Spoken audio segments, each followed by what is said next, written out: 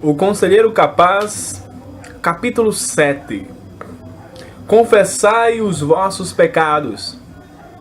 A tese deste capítulo consta sucintamente em Provérbios 28:13. O que encobre as suas transgressões jamais prosperará, mas o que as confessa e deixa alcançará misericórdia. Essas palavras são simples e diretas, não há nada obtuso nelas. Dizem exatamente o que querem dizer e querem dizer precisamente o que dizem. O remédio que Deus tem para os problemas do homem é a confissão. Ocultar as transgressões traz desgraça, derrota e ruína, mas a confissão e o abandono do pecado trarão o perdão, misericórdia e a paz.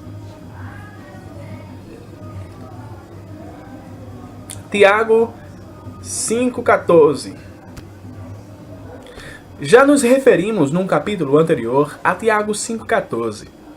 Não se pode duvidar de que Tiago ensinou que há a possibilidade de uma doença provir do pecado.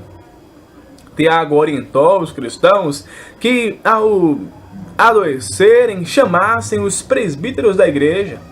Esta provisão escriturística lança rotundamente a Igreja de Jesus Cristo a tarefa de trabalhar com os que ficam doentes por causa do pecado. A obra dos oficiais da Igreja não pode ser transferida aos psiquiatras com base em que aquelas pessoas são doentes mentais. A psiquiatria não tem meios para curar enfermidades amartiológicas. A igreja não tem por que intimidar-se diante das ameaças dos psiquiatras que lhe usurparam o território e que agora declaram que ela não pode retomá-lo. Tiago disse que os presbíteros deveriam orar pelo paciente, ungindo-o com óleo. Explicou que a oração da fé restabelece o membro doente e, se houver cometido algum pecado, ser-lhe-á perdoado. Tiago, além disso, exortou os enfermos a confessarem uns aos outros seus pecados para serem curados. Veja o versículo 16. O que parece é que Tiago viu forte correlação entre doença e pecado. Ele presumia que muitas doenças resultam de pecado.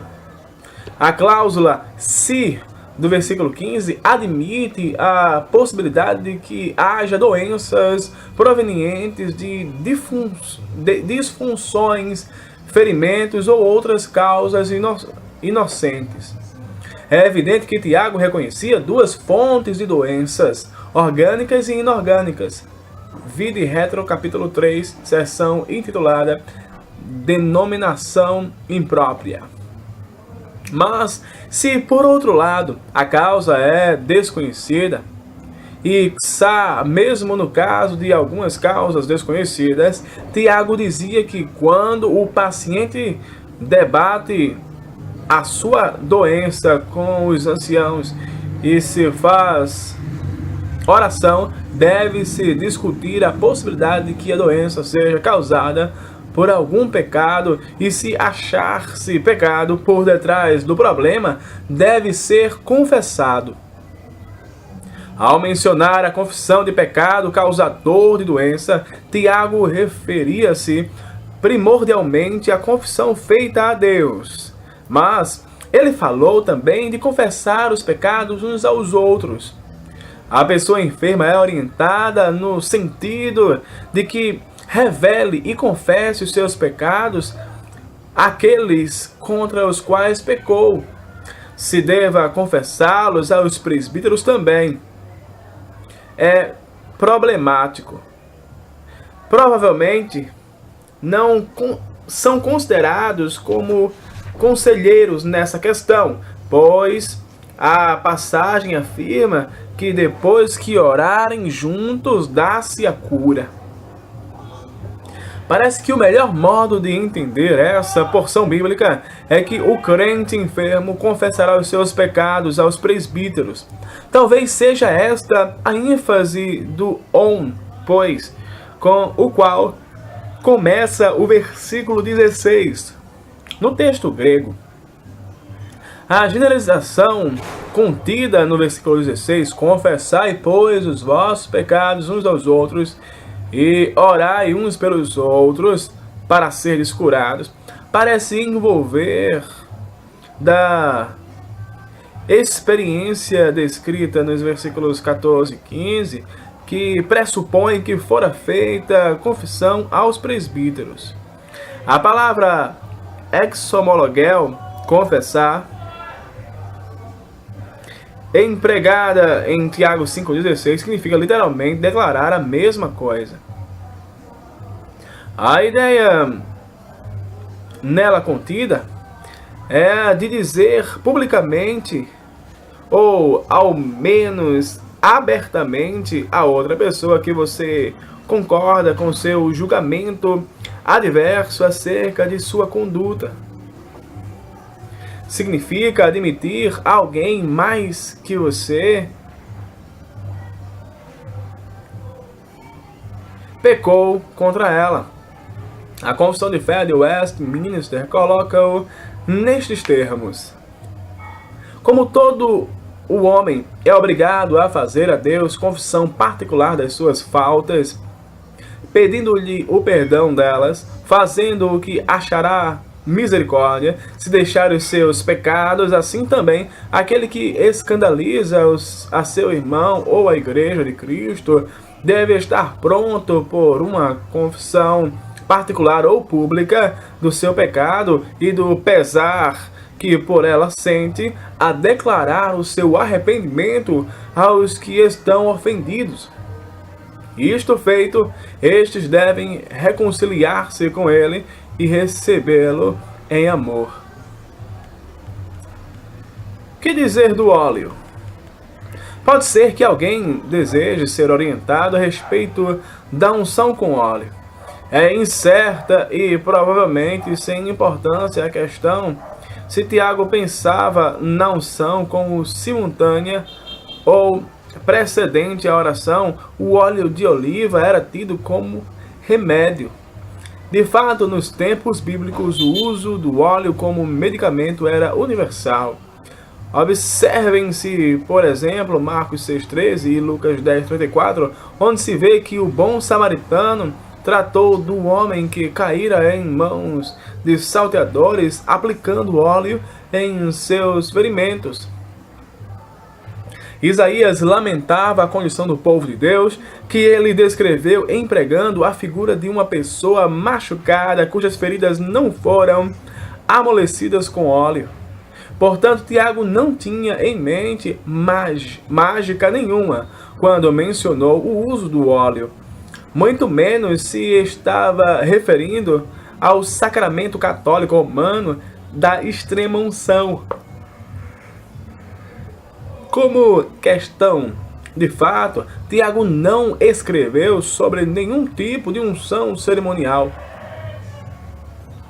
A palavra grega ungir, eleifo, empregada por Tiago, não indica unção cerimonial. A palavra comumente usada para a unção cerimonial era rio, cognato de Christos, ungido. Cristo ungido. Em contraste com a palavra rio, ungir, o vocábulo utilizado por Tiago, eleifo, geralmente significa friccionar ou simplesmente aplicar. A palavra eleifo era usada para descrever a aplicação pessoal de ungüentos, loções e perfumes que em geral tinha uma base de óleo. O termo relaciona-se com tipos gordura, com lipos, gordura. Era empregado significando até argamassa para paredes. O vocábulo cognato exaleifo intensifica o conceito de esfregar ou aplicar óleo, e dá a ideia de untar, apagar, enxugar, raspar, etc. Eleiptes era o treinador que massageava os atletas numa escola de ginástica. Em português, alipta, o termo aleifo, corria muitas vezes nos tratados de medicina. Assim é que vem à tona que o que Tiago pretendia com o uso do óleo era o emprego dos melhores recursos médicos daquele tempo. Tiago simplesmente disse que se aplicasse óleo frequentemente usado como base de mistura de várias ervas medicinais no corpo e que se fizesse oração, o que Tiago defendia era o emprego da medicina aceita e consagrada. Nessa passagem ele apregoou que as doenças fossem tratadas com recursos médicos acompanhados de oração. Ambos os elementos devem ser usados juntos.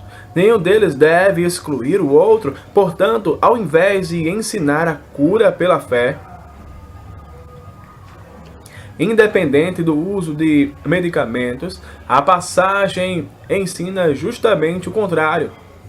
Mas quando se usa medicamentos, estes devem ser usados conjuntamente com a oração. Aí está a razão porque Tiago disse que a oração da fé cura o doente.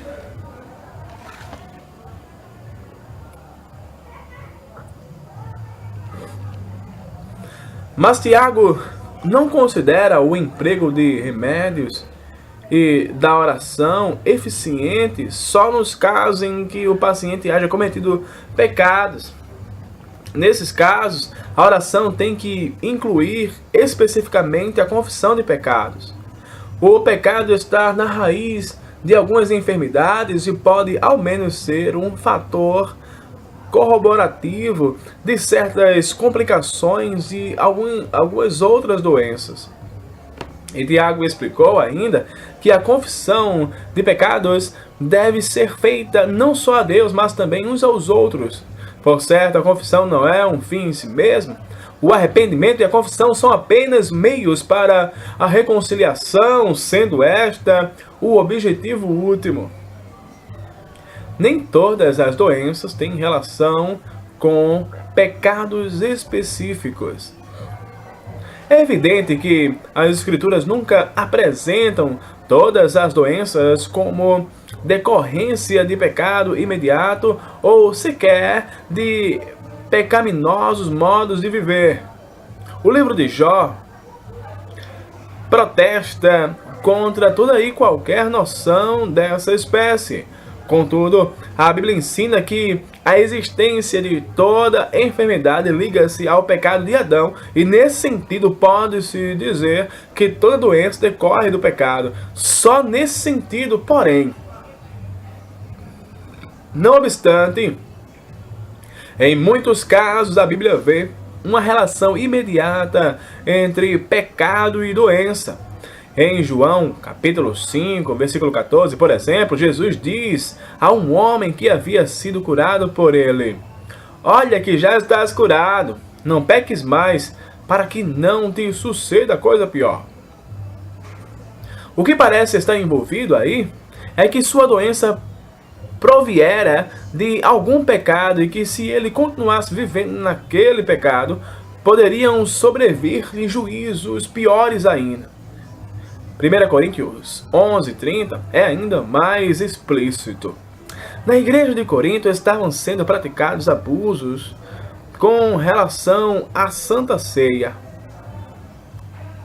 Os cristãos estavam comendo e bebendo condenação por não discernirem o corpo do Senhor no pão e no vinho. Por essa razão, diz Paulo que muitos andavam fracos e doentes, e não poucos dormiam, isto é, haviam morrido. Assim, Paulo, como Tiago, ensinava que Deus muitas vezes usa a doença como uma vara para castigar a igreja, a fim de pô-la em ordem e discipliná-la. Portanto, Tiago concitou os cristãos a formarem o hábito de orar uns pelos outros com relação a esse problema. Ele empregou no versículo 16 o presente do imperativo, que significa continuai orando uns pelos outros para serdes curados. Confrontação notética com os enfermos. O Novo Testamento ensina que doenças podem provir de pecados, e daí Tiago advertiu sobre a necessidade de confrontação notética realizada pelos presbíteros da igreja. Os pastores devem estar sempre cientes do seu dever nessa questão quando visitam aos enfermos. Afigura-se-me que, como prática normal, os pastores deveriam inquirir sobre a possibilidade de o pecado estar na raiz da doença.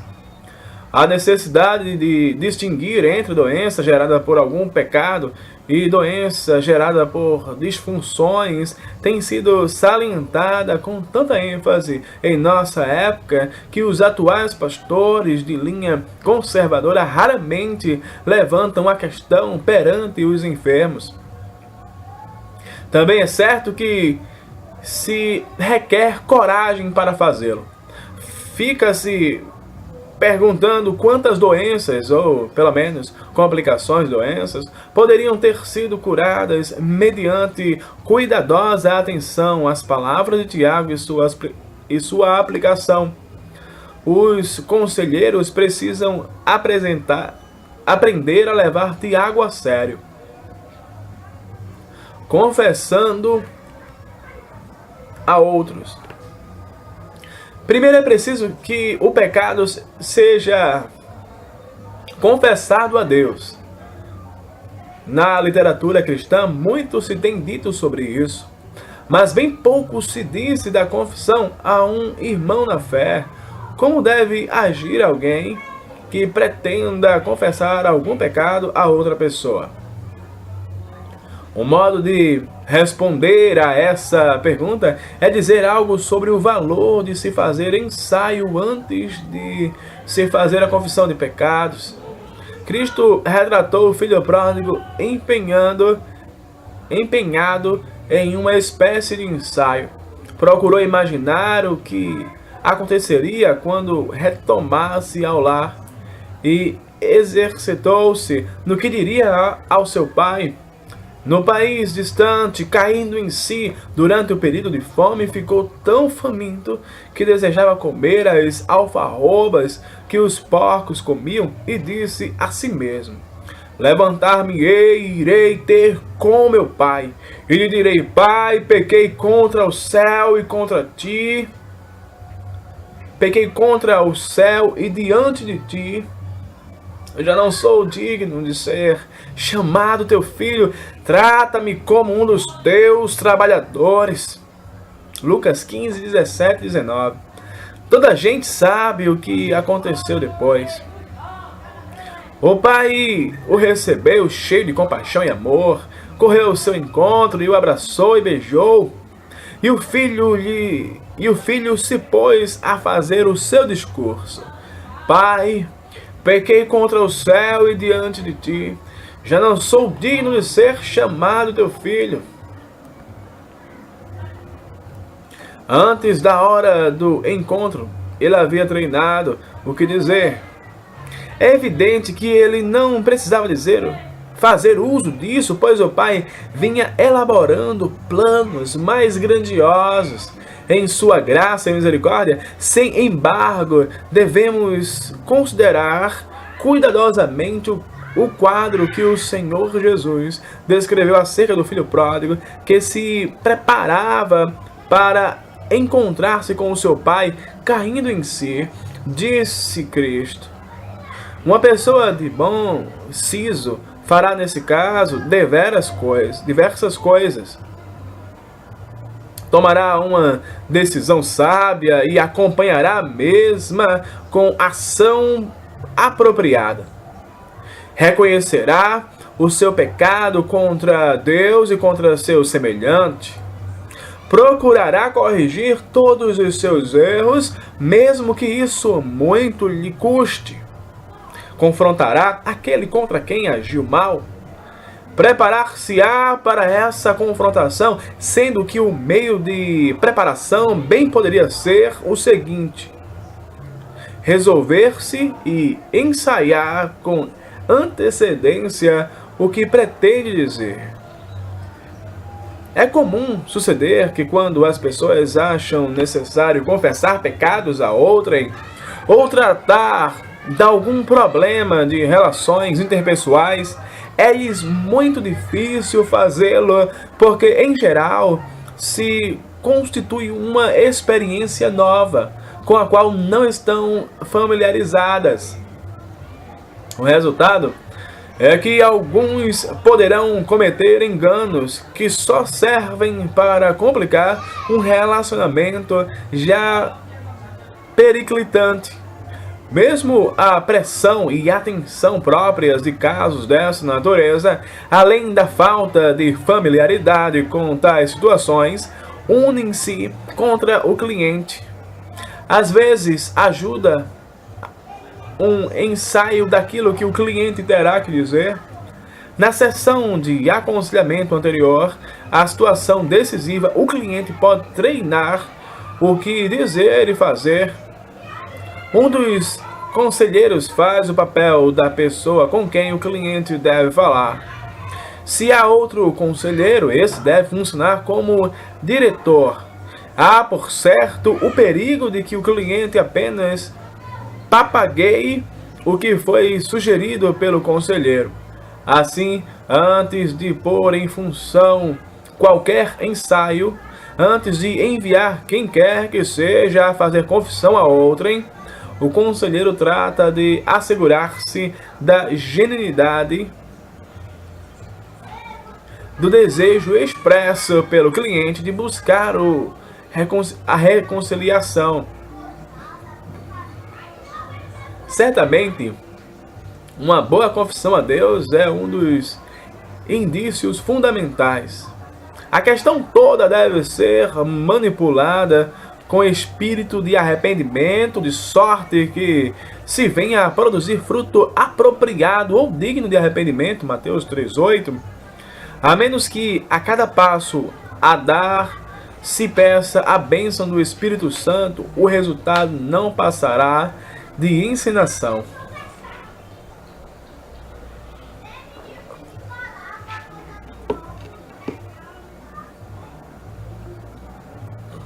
Em acréscimo, a ajuda dada aos clientes para a confissão que devem fazer, a dramatização de ensaio mostra se o cliente está entendendo o que vai fazer. Às vezes, a representação cênica ajuda o conselheiro a descobrir erros na compreensão que o cliente está tendo da situação que precisa ser corrigida. Sobretudo, a ensinação para treinamento pode revelar problemas que, de outro modo, poderiam passar despercebidos ou cuja gravidade o cliente não captará.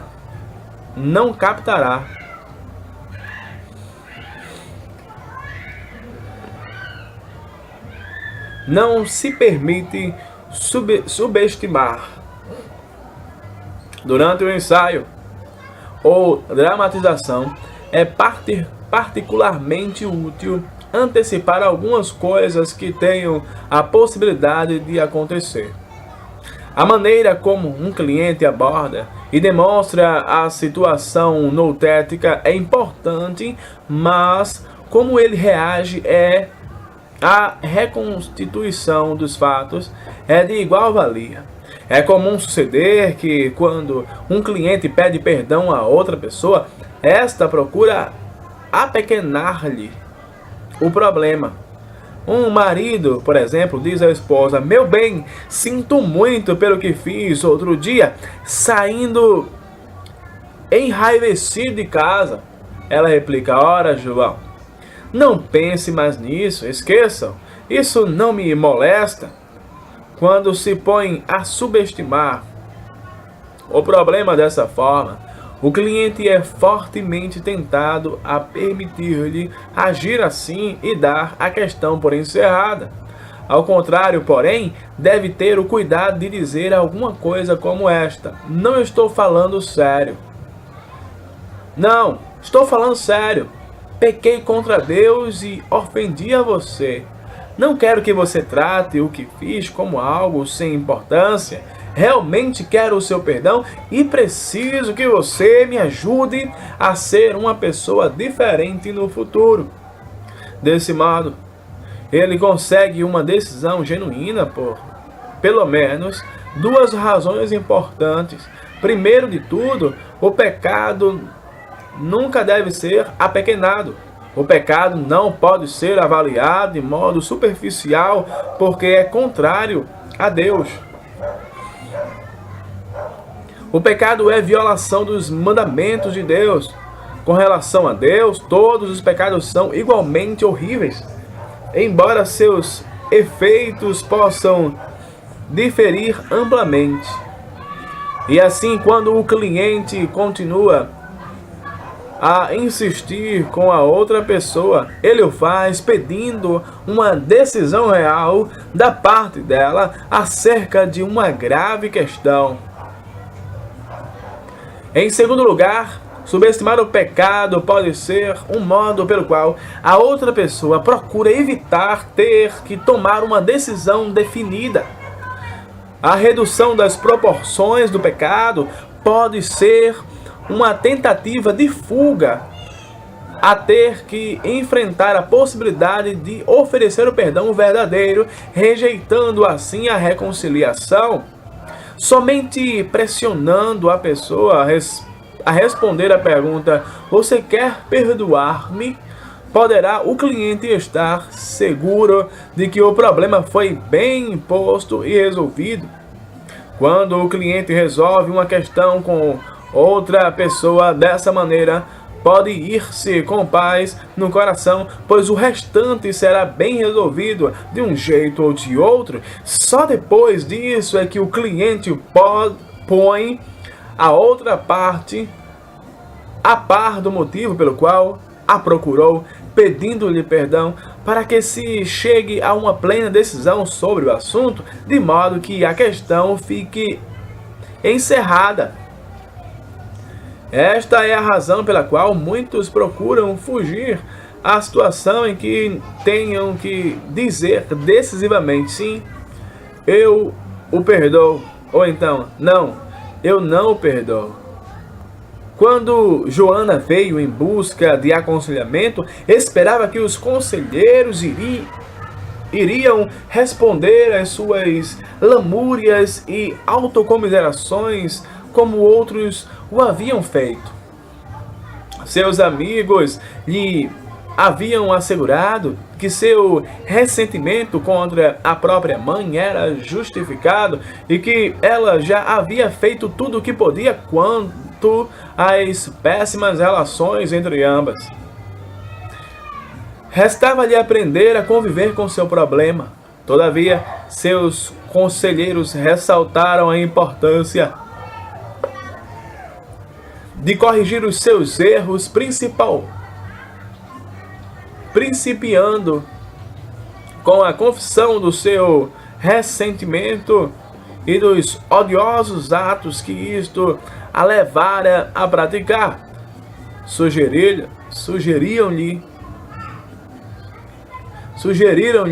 então que ela e sua mãe elaborassem um programa em que sua mãe poderia envolver-se positivamente com ela e com seus filhos. Quando Joana foi tratando de acertar as coisas com a mãe, esta suspirou de alívio, dizendo que ela também sabia que, como cristãs, já deveriam ter se reconciliado há muito tempo.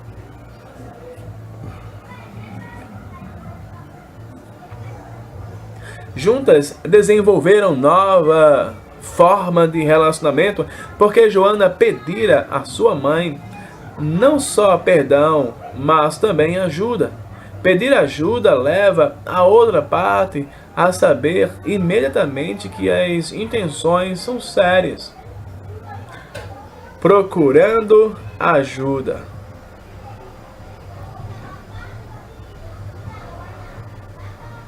Na dramatização, ensina seu cliente não somente a pedir perdão, mas também, sempre que possível, a pedir auxílio.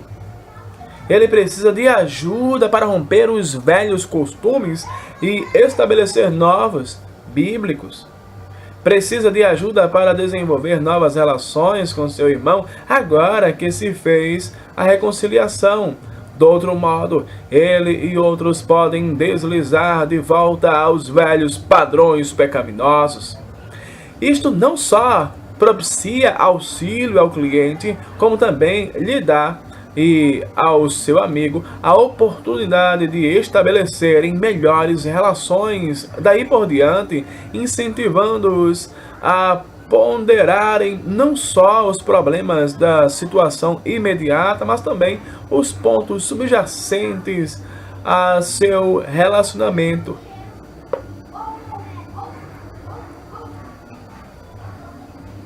Só nesse nível é que os debates e as ações que se façam produzirão a relação desejada. Somente então poderão de fato pedir a Deus que abençoe sua renovada amizade. Às vezes, em lugar de encerrar o papel de subestimador do pecado, o conselheiro pode reagir negativamente para ver como é que o cliente lida com a hostilidade. Estará interessado, por exemplo, em descobrir se o cliente aprendeu a enfrentar a ira de modo cristão.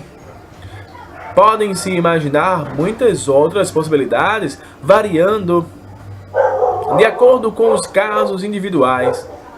Essas são as maneiras pelas quais a dramatização é útil, e é possível que existam outras modalidades em que também ela seja útil.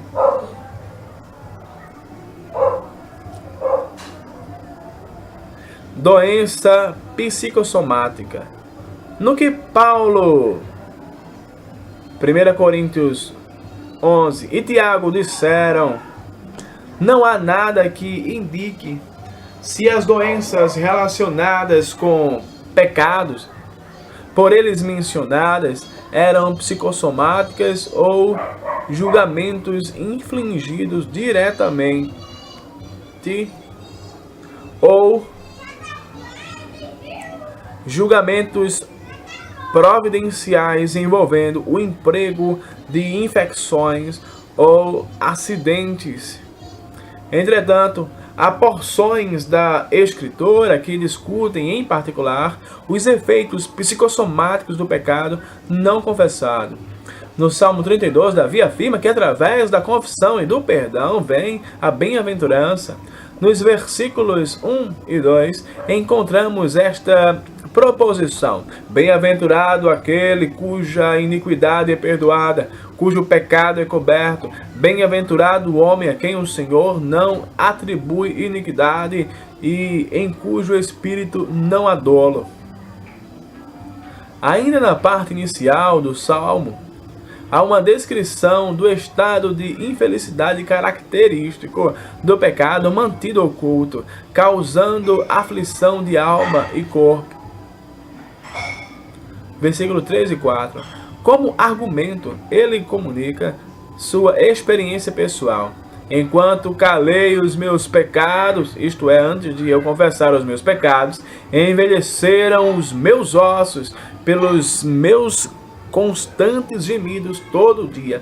As expressões de Davi mostram quão duros podem ser os efeitos psicossomáticos do pecado. A tormenta dessa condição fê-lo sentir-se como se os ossos do seu corpo estivessem ficando velhos e prestes a quebrar-se. Tanto lhe padecia o corpo, que ele soltava gemidos o dia inteiro. O emprego da figura de ossos que sofrem em outras partes ajuda-nos a compreender aqui o seu sentido. Provérbios 14:30 diz: o ânimo sereno é a vida do corpo, mas a inveja é a podridão dos ossos. Ou, acompanhando a tradução de Berkeley, a mente descontraída favorece a saúde física, mas a paixão é podridão para os ossos. São evidentes os efeitos psicossomáticos da mente que está em paz, descontraída, livre da pressão e tensão da culpa. Descontração versus paixão, saúde física versus podridão dos ossos. A saúde física contrastada com a podridão dos ossos mostra que a última expressão se refere aos efeitos psicossomáticos de distúrbios internos sobre o corpo.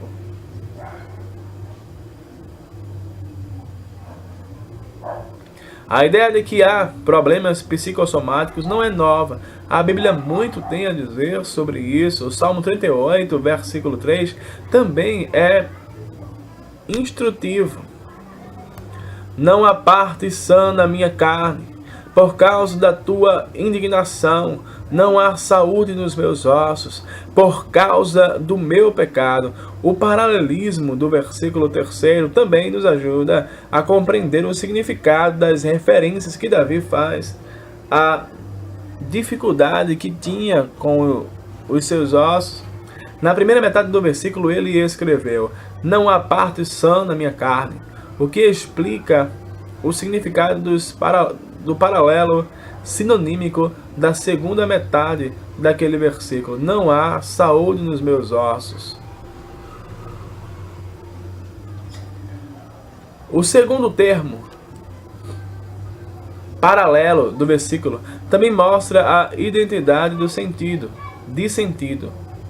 Por causa da tua indignação, por causa do meu pecado, Davi menciona o resultado e sua causa. A ira de Deus face ao pecado de Davi, os pares de palavras carne e ossos, a parte sã e saúde ou paz, indicam que os termos foram usados como sinônimos. Quando Davi fala de podridão nos ossos, de ossos desgastando-se, de ossos doentes ou de ossos dando a sensação de que se haviam fraturado, parece que estava falando do corpo todo, de modo geral. Nada mais natural, visto que o corpo é estruturado sobre os ossos. Os ossos são o elemento estrutural mais básico do corpo. Mediante uma simples sinedoque, em que se forma uma parte para representar o todo, Davi retratou o corpo inteiro como estando doente, o corpo inteiro como havendo sido atingido pelo pecado. O paralelo exato que existe entre carne ou corpo e ossos no versículo 3 do Salmo 38 torna provável essa conclusão. O seguinte trecho do Salmo 38 deixa ver mais prontamente os efeitos psicossomáticos do pecado.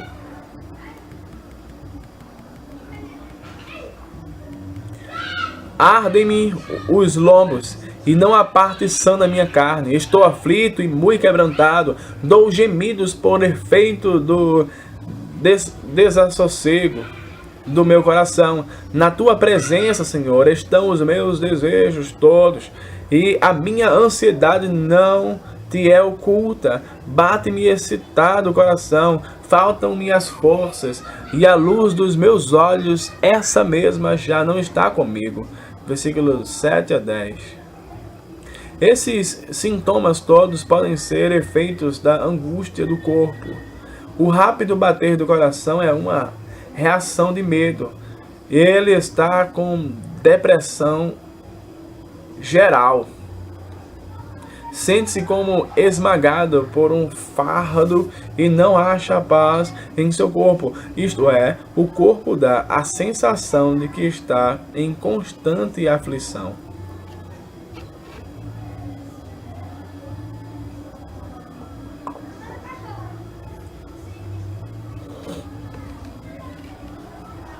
Depressão. Porque a tua mão pesava dia e noite sobre mim. Clamava Davi, Salmo 32, versículo 4. A mão de Deus o calcava firme. Ele se sentia literalmente deprimido, oprimido. Era como se a mão de Deus o estivesse comprimindo. Ele cria que a depressão vinha da parte de Deus e a considerava como o misericordioso castigo de Deus, exortando-o e levando-o ao arrependimento. O sentido de culpa o esmagava. O meu vigor, ou a minha seiva e o meu humor se tornou em sequidão de estio. Eram evidentes os efeitos que aquela ansiedade produzira no corpo. Secou-se a saliva de sua boca, reação natural num estado de ansiedade. Em muitos aspectos, o Salmo 51 é paralelo ao 32. É bem possível que os dois salmos se refiram ao mesmo evento. No Salmo 51, Davi escreveu sobre seu pecado contra Urias e Batseba. O salmo é o registro de seu arrependimento. Depois que Natã o acusou de adultério e assassinato, no terceiro versículo ele descreveu o estado de ansiedade causado por sua consciência culpada antes do seu arrependimento. Ele escreveu: o meu pecado está sempre diante de mim. Sua consciência estava em ação, acusando-o continuamente do seu pecado, constantemente, dia e noite. Ela o perturbava, e ele declarou: faze-me ouvir júbilo e alegria, para que exultem os ossos que esmagaste. Versículo 8. Sua condição anterior era como se tivesse os ossos doloridos e envelhecidos, apodrecidos, fazendo-o gemer o dia inteiro. Afinal, era tão agudamente penosa que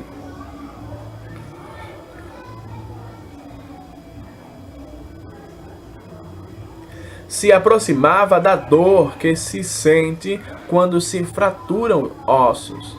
A mesma espécie de dissertação se pode ver no Salmo 38. No versículo 1, Davi torna a relatar sua experiência. Descreve como Deus o repreendera em sua ira e o castigara em seu furor. Retrata-se a si próprio como um soldado ferido, prestes a cair com as flechas de Deus nele profundamente fincadas. Repete a descrição da mão de Deus, premindo-o pesadamente.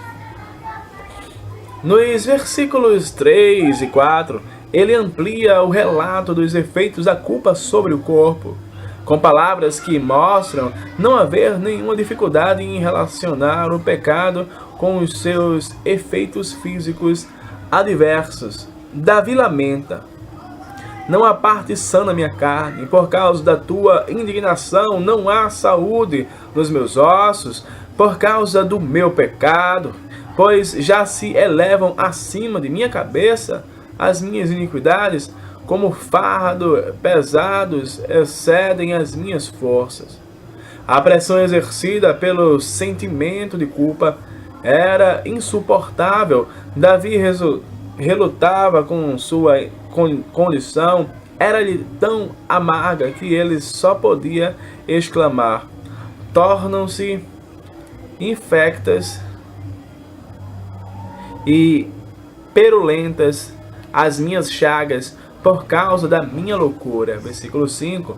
Ele lamentou: sinto-me encurvado e sobremodo abatido, ando de luto o dia todo. Versículo 6. Nenhuma figura de linguagem era apropriada para descrever sua desdita. Davi descreveu-se a si próprio como um soldado ferido, jazendo, desamparado no campo de batalha, coberto de chagas perulentas. Tal agonia de alma era como se ele estivesse sendo esmagado sob um fardo mais pesado do que poderia aguentar. Era como se ele estivesse pranteando a morte de um ente querido. Diz ele: ardem-me os lombos, e não há parte sã na minha carne. O sofrimento arruinou-lhe o corpo. Ele declara: estou aflito e muito quebrantado, dou gemidos por efeito do desassossego do meu coração. E ora, na tua presença, Senhor, estão os meus desejos todos, e a minha ansiedade não te é oculta. Davi esgotou os seus recursos, ficou cheio de angústia, viu que não poderia mais suportar a dor, esteve prestes a fraquejar de uma vez nesse ponto, relembrou a causa desses sofrimentos e resolveu adotar a única solução para o problema. Pois estou prestes a tropeçar, a minha dor está sempre perante mim. Confesso a minha iniquidade, suporto tristeza por causa do meu pecado. Esses trechos do Salmo 51 e 38 têm em paralelo no Salmo 32. Todos os três salmos falam da mesma espécie de ansiedade, da mesma sorte de depressão, do mesmo tipo de sofrimento físico, da mesma classe de reações emocionais nas entranhas. Todos os três descrevem a ansiedade do homem que sente a culpa de seu pecado e se sente esmagado por essa ansiedade. Resumindo, pois, o primeiro argumento comprovado por Davi em seu conflito íntimo foi este: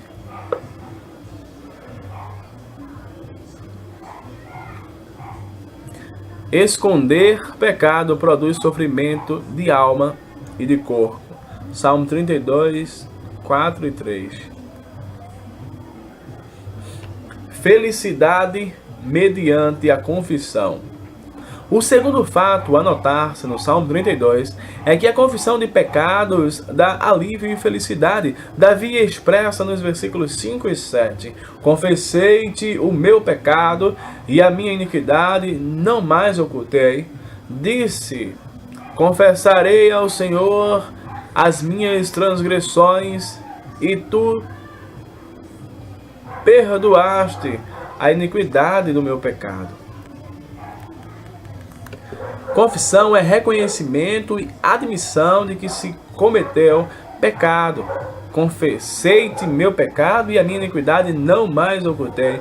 A confissão inclui a rejeição do padrão inicialmente estabelecido no Jardim do Éden. Ali Adão e Eva negaram-se a reconhecer o seu pecado, procurando em vez disso lançar a outrem a sua culpa. Mas Davi reconheceu que havia caído em pecado, que tinha violado a lei de Deus. Encheu-se de tristeza por causa do seu pecado, derramou o coração diante de Deus e lhe rogou que purificasse, que o perdoasse e que lhe restaurasse a alegria. A palavra neotestamentária para confissão significa admitir ou reconhecer, ou literalmente dizer a mesma coisa. A confissão ganha realidade quando o penitente vê-se a si próprio como Deus o vê. Confissão é dizer a mesma coisa que Deus diz acerca do pecado daquele que se confessa. É declarar-se culpado das acusações feitas pela própria consciência. Este conceito de confissão é de fundamental importância para o aconselhamento bíblico. Somente mediante a confissão de pecados podem os cristãos reabilitar-se diante de Deus. A confissão e o perdão mediante Cristo aliviam as pressões que fazem surgir os efeitos psicossomáticos do pecado. Mas a confissão não deve restringir-se ao papel de instrumento para a obtenção de alívio do infortúnio. Primeiramente, acima de tudo, deve ser o esforço de proclamar que Deus está certo e que nós estamos errados. Portanto, a confissão é absolutamente indispensável ao aconselhamento. De acordo com o Salmo 51, versículo 4 e 5, Davi confessou: pequei contra ti somente, e fiz o que é mal perante os teus olhos, de maneira que serás tido por justo no teu falar e puro no teu julgar. Eu nasci na iniquidade, e em pecado me concebeu minha mãe. É preciso que as palavras de Davi não sejam mal compreendidas. A confissão de fé de Westminster está certa quando diz que, ao errar, o cristão deve estar pronto por uma confissão particular ou pública do seu pecado e do pesar que por ele sente, a declarar o seu arrependimento aos que foram ofendidos. Pois bem, quando Davi falou daquela maneira, não pretendia que seus erros contra Urias e Batseba fossem confessados somente a Deus. Certamente Davi, à semelhança do filho pródigo, haveria de estar pronto para confessar: pequei contra o céu e diante de ti. Suas palavras não contradiziam as de Tiago 5,16. Sem dúvida, Davi reconhecia que havia feito um mal terrível contra Batseba e Urias. A declaração de Davi não ignora os efeitos sociais ou horizontais do pecado, mas quando escreveu: pequei contra ti somente, fiz o que é mal perante os teus olhos, de maneira que serás tido por justo no teu falar e puro no teu julgar. Senhor, vejo e reconheço que violei tua lei, e não apenas a lei do homem, contra ti, isto é, somente por teus padrões, ó Deus, hei de julgar-me a mim, pois pequei contra os teus padrões, transgredi tua santa lei. Confesso que verdadeiramente sou um vil pecador, pois meu pecado é uma afronta direta a ti. O que fiz é horrível, porquanto quebrantei a lei divina, não apenas a humana, e assim, quando pronunciaste o teu veredito contra mim, por intermédio de Natã, teu profeta, reconheci que o teu veredito era verdadeiro e concordei com ele. Eu te confesso o meu pecado. A verdadeira confissão envolve arrependimento perante Deus. Jamais deverá ser apenas uma técnica pela qual se possa obter alívio da angústia ou se possa fazer as pazes com outrem. Entretanto, a confissão traz alegria pelo fato de saber-se perdoado dos pecados confessados. Davi resumiu essa experiência em palavras memoráveis: bem-aventurado aquele cuja iniquidade é perdoada, bem-aventurado o homem a quem o Senhor não atribui iniquidade. Salmos 32, 1 e 2. Dentre os elementos de tal perdão está a grandiosa alegria da serenidade obtida, a bênção de ver a questão toda resolvida e posta em paz, uma vez por todas. Tu me cercas de alegres cantos de livramento. Salmos 32, 7. Davi conta que a alegria do perdão é como anéis formados pelo povo ao seu redor, elevando aclamações e cantando louvores a Deus. Sente-se tão jubiloso e tão feliz que é como se fizesse parte de uma multidão a cantar hinos ao Senhor. Em outro lugar, ele coloca nestes termos: livra-me dos crimes de sangue, ó Deus. Salmo 51, 14. A saber, das consequências de haver assassinado a Urias, Davi clamou: perdoa-me e alivia a minha alma da carga desta culpa. E a minha língua exaltará a tua justiça. Abre, Senhor, os meus lábios, e a minha boca manifestará os teus louvores. Vindo o perdão, Davi ficou tão contente que se pôs a cantar em alta voz. A alegria, sim, a alegria que nos leva a cantar é exatamente o que procuram as pessoas que vêm atrás de aconselhamento. Davi nos indicou o caminho. Podem-se citar muitos casos do mesmo tipo. Clientes que, por meio do aconselhamento no teto, confessaram pecados que mantinham ocultos, entraram a desfrutar felicidade que há muito desconheciam. Uma mulher declarou que uma amiga de sua filha lhe contara que sua filha havia dito: mamãe e papai estão parecendo recém-casados. Outra disse: em todos os nossos 13 anos de casados, nunca experimentamos tal felicidade.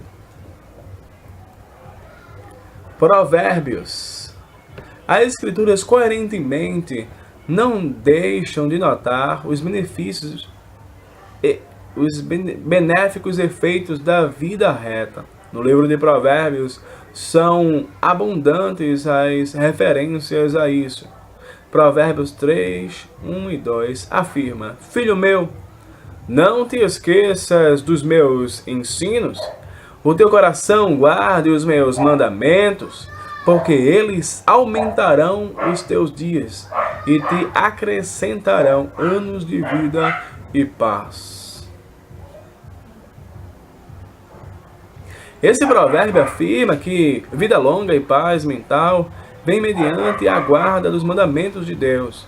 Esse princípio é reiterado constantemente no livro todo. Provérbios diz, por exemplo, que deixar o mal e ter reverência para com Deus traz saúde para o teu corpo e refrigério para os teus ossos. Provérbios 3:8, Provérbios 3:16 descreve a sabedoria dizendo que o alongar-se da vida está na sua mão direita, na sua esquerda riquezas e honra. O escritor inspirado exorta: ouve, filho meu, e aceita as minhas palavras, e se te multiplicarão os anos de vida. Provérbios 4:10 e explica: filho meu, atenta para as minhas palavras, aos meus ensinamentos, inclina o teu ouvido, não os deixes apartar-se dos teus olhos, guarda-os no mais íntimo do teu coração, porque eles são vida para quem os acha e saúde para o seu corpo. Provérbios 4:10-22. A Bíblia ensina que certa paz mental que leva a uma vida mais longa e mais feliz provém da guarda dos mandamentos de Deus. Uma consciência culposa é uma carga que arrebenta o corpo. Uma boa consciência é um fator significativo que leva à longevidade e à saúde físicas. Deste modo, em certa medida, o bem-estar somático do corpo de uma pessoa provém do bem-estar de sua alma. A estreita conexão existente entre o comportamento de alguém diante de Deus e suas condições físicas é um princípio bíblico firmado. Aconselhando a outros. Finalmente, na última parte do Salmo 32, Davi diz que era seu desejo compartilhar a experiência do gozo de tal perdão e aspirava a usar a sua experiência para aconselhar outros. No versículo 8 e 9, pois ele explica o seu desejo. Instruir-te-ei e te ensinarei o caminho que deves seguir, e sob as minhas vistas te darei conselho, e exorta ao leitor. Não sejas como o cavalo ou a mula, sem entendimento, os quais com freio e cabrestos são dominados, de outra sorte não te obedecem. Alguns acham que Deus, e não Davi, é quem fala nos versículos 8 e 9, mas há boa evidência de que não é assim. Observe especialmente o paralelo exato que se encontra em Salmo 51:13. Ali, depois de assegurado o perdão, igualmente diz Davi: então ensinarei aos transgressores os teus caminhos, e os pecadores se converterão a ti. A reação natural do perdoado é auxiliar outros, compartilhando com eles a própria experiência e especificamente aconselhando outros que se achem em dificuldades.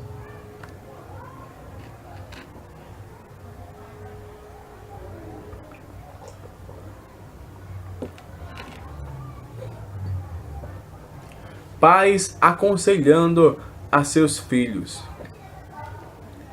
Eventualmente, uma das razões por que os pais fracassam em suas tentativas de aconselhar os seus filhos é que raramente os pais partilham seus fracassos com eles. Ao contrário, têm a tendência de falar de como foram bem-sucedidos na escola, que filhos bonzinhos foram e assim por diante.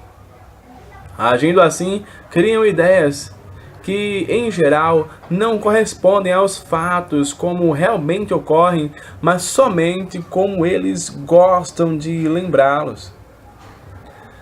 Não só isso mesmo, que essas histórias fossem verídicas, não seriam de grande ajuda. A criança que peca precisa aprender sobre as consequências da sua queda por meios concretos, sobre os problemas que a queda produz, sobre o que fazer para evitar a queda e como lidar com a queda quando esta ocorre. Lendas míticas de êxitos paternos não ensinam esses princípios. Davi toca tecla inteiramente diversa, tecla de genuíno aconselhamento.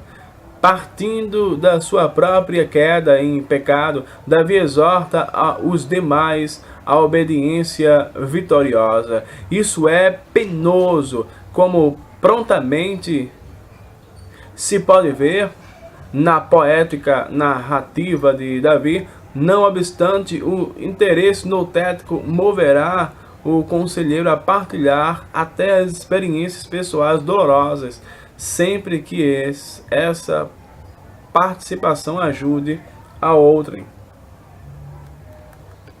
Observe também a natureza diretiva do aconselhamento feito por Davi. Antes de tudo, os verbos instruir e ensinar são palavras diretivas.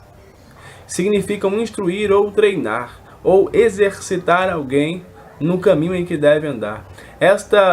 Está plenamente clara a ideia de reestruturação da vida de outra pessoa. Os discípulos de Rogers só podem estremecer de horror em face de tal pensamento, mas Davi foi mais longe, dizendo: eu não só vou ensiná-lo e exercitá-lo, mas também vou guiá-lo. O treinamento e a instrução estarão sob a supervisão e orientação de Davi. Ele acompanhará os resultados e se assegurará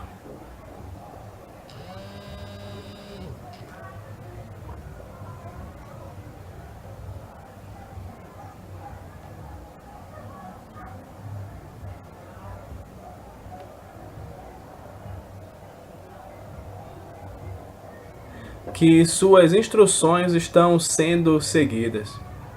Não tirarei os olhos de você. Esses métodos de aconselhamento só são adequados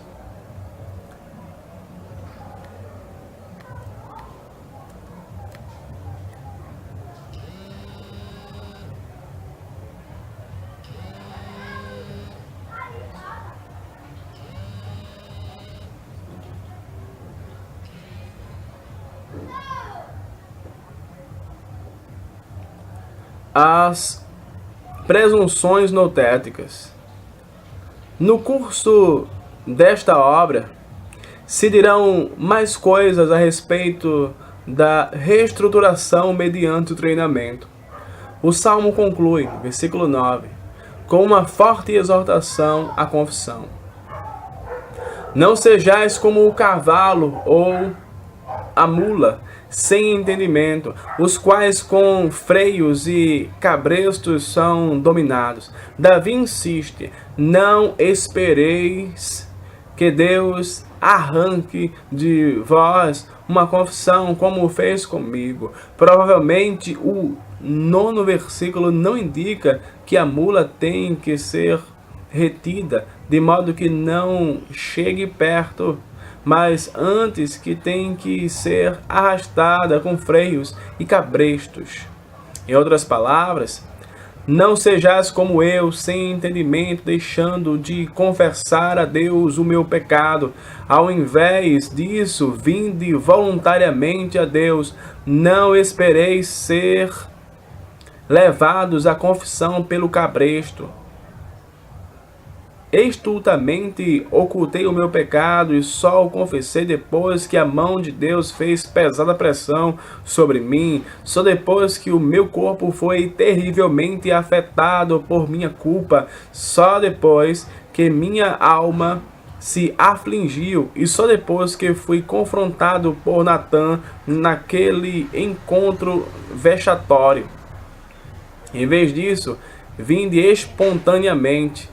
Então vós também sereis como aqueles que encontraram a bênção do perdão dos pecados e alegram-se no Senhor, regozijam-se e exultam. Versículo 11. Dessa maneira, os conselheiros notéticos apegam-se firmemente ao princípio enunciado em Provérbios 28:13. O que encobre as suas transgressões jamais prosperará, mas o que as confessa e deixa alcançará misericórdia. E confiantemente asseguram os seus clientes que, deste modo, encontram misericórdia em Deus. Essa metodologia é bíblica, portanto, é certa e segura. Atende ao princípio notético fundamental de que os problemas do homem brotam do pecado, e desse princípio decorre pessoas deprimidas cujos sintomas deixam de mostrar qualquer sinal de raiz bioquímica devem ser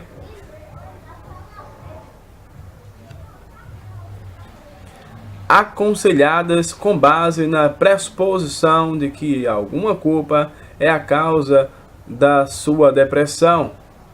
Às vezes, se usa no aconselhamento o diagrama da página seguinte. Pede-se aos clientes que considerem tudo o que podem pensar que acaso os esteja sobrecarregando, tanto coisas grandes quanto pequenas. Nem sempre o diagrama é útil ou necessário. Muitos clientes, com nada mais que as perguntas iniciais e comuns, vão direto ao cerne do seu problema. Todavia,